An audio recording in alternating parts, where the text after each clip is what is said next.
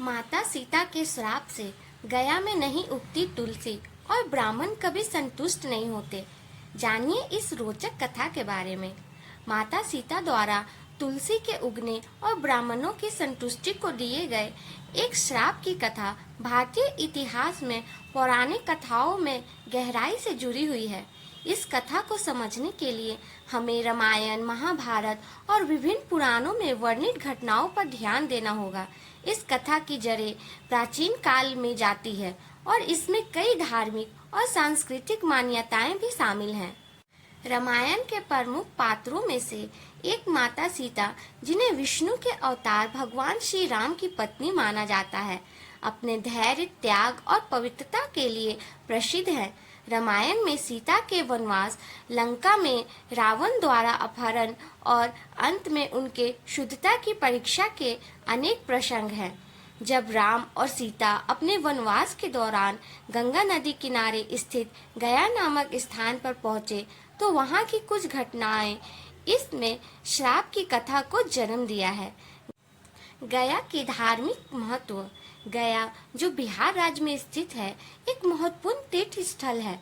यह हिंदू धर्म में पिंडदान और तर्पण के लिए प्रसिद्ध है, जहां लोग अपने पूर्वजों की आत्माओं की शांति के लिए अनुष्ठान करते हैं। गया का विशेष महत्व पिंडदान से जुड़ा हुआ है, जिसमें पितरों की आत्मा की मुक्ति के लिए अनुष्ठान किया जाता है। श्राप की कथा।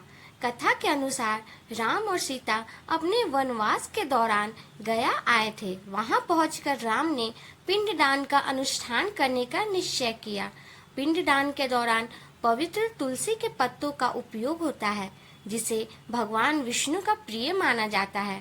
कथा कहती है कि जब राम पिंडदान के लिए आवश्यक सामग्री जुटा रहे थे, तो सीता ने अपने हाथों से तुलसी के पत्तों को चुना और पिंडदान के लिए तैयार किया।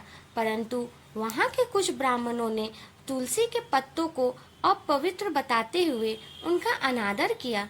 उन्होंने सीता के पवित्रता पर संदेह जताया, जो कि बहुत ही अपमानजनक था। इस अपमान से क्रोधित होकर माता सीता ने उन ब्राह्मणों को श्राप दिया कि गया में कभी भी तुलसी का पौधा नहीं उगेगा और यहाँ के ब्राह्मण कभी भी संतुष्ट नहीं होंगे। इस श्राप का प्रभाव आज भी माना जाता है कि गया में तुलसी के पौधे नहीं उगते और यहाँ के ब्राह्मण सदैव असंतुष्ट रहते हैं। तुलसी का महत्व। तुलसी का पौधा हिंदू धर्म में अत्यधिक पूजनीय है।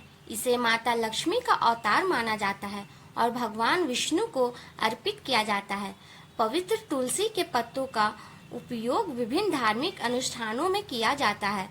तुलसी की महत्व और पवित्रता को ध्यान में रखते हुए इस कथा में तुलसी का विशेष स्थान है। ब्राह्मणों की संतुष्टि।